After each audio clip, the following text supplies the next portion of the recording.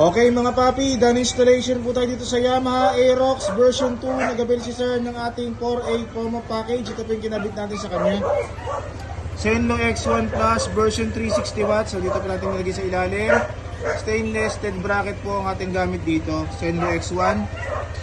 Ang ilaw po, low beam, white. Ang high beam niya, yellow. So Senlo X1 Plus, 60 watts. Ito po yung gamit nating switch, domino, 3-way switch, ito po nakalagay. Tapos naglagay tayo ng stainless passing switch sa passing light. Pwede mag-passing, low beam, passing, high beam, passing.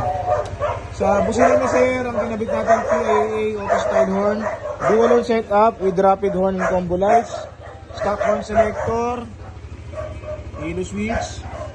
Bali pag naka-off siya, stock horn. Pag nilong press, magla-rapid. Then switch, PIA horn. Pag nilong press, magla-rapid. So may pre-rapid horn and combo lights na po yung package natin. Low beam.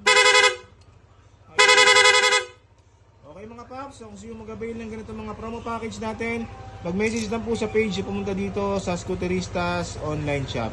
Maraming salamat po.